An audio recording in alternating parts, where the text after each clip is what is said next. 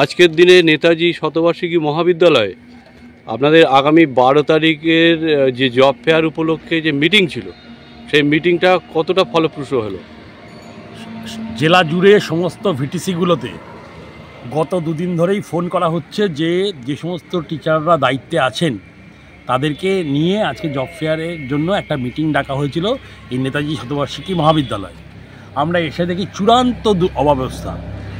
এই কলেজের কেউ জানেন না, তাদের কাছে কোনো লিখিত কিছু নেই, হোয়াটসঅ্যাপে নাকি মেসেজ পাঠিয়েছেন, এরকম একটা অবস্থা। যাই হোক, তারপরেও তাদের সঙ্গে কথাবার্তা বলে বেড়াচাপা পলিটেকনিকের প্রিন্সিপাল একটা ঘরের ব্যবস্থা করলেন। সেইখানে আলোচনা করতে যারা এসেছিলেন ITI বাণীপুরের প্রিন্সিপাল এবং তার সহযোগী, তারা যখন সবটা বললেন, আমরা তাদেরকে বাস্তব চিত্রটা, তার কারণ আমরা যারা বৃত্তিমূলকের সঙ্গে জড়িত আছি, আমাদের সংগঠনটা নিখিলবঙ্গ বৃত্তিমূলক শিক্ষক প্রশিক্ষক সমিতি বটে, তারা একাধিকবার ডিএমের কাছে, এডিএম স্কিল তাদের কাছে ডেপুটেশন দিয়েছে যে যাদেরকে আপনারা 1 বছর আগে চাকরির নামে নিয়ে গিয়েছিলেন তারা কোথায়, তারা কেউ চাকরি করছে কি না, তাদের মধ্যে কজন চাকরি করছে।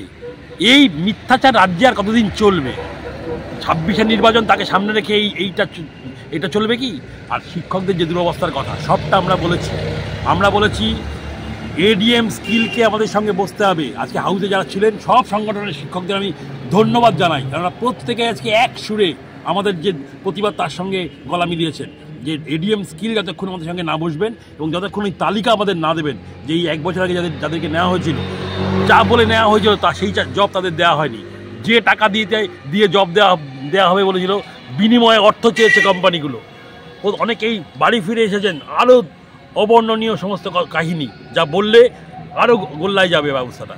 আমরা এটা চাইছি না। আমরা বলেছি এডিএম স্কিল আমাদের সঙ্গে বসবেন, আমাদের 5 জন, আমাদের মানে আমাদের সংগঠনের নয়। আজকে আবার বলছি, আমরা আজকে সমস্ত শিক্ষক প্রশিক্ষককে নিয়ে একটা মঞ্চের মাধ্যমেই এই লড়াইটা লড়লাম এবং সকলকে ধন্যবাদ দেবো এই কারণেই যে প্রত্যেকে সহমত হয়েছেন এবং প্রত্যেকে বলেছেন একদম ঠিক।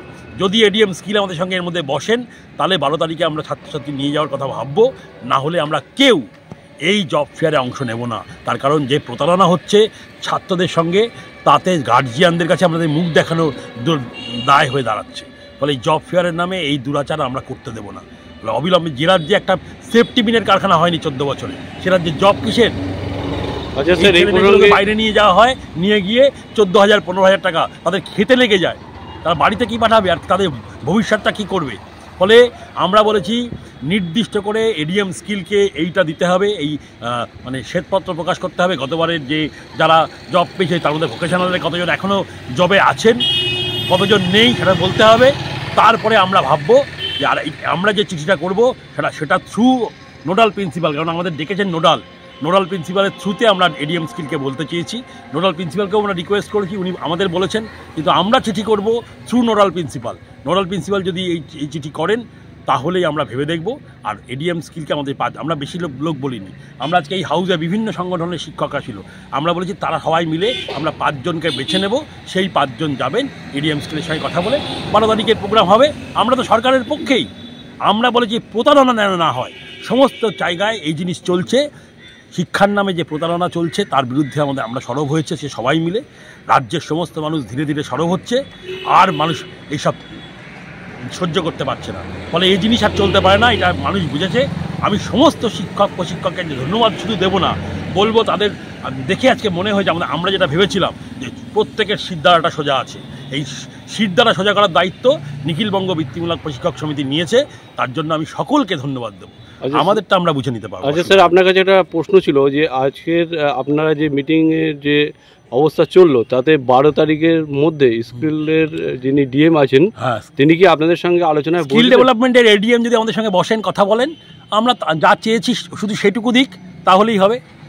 আচ্ছা, আমরা সবসময় কোঅপারেট করতে রাজি।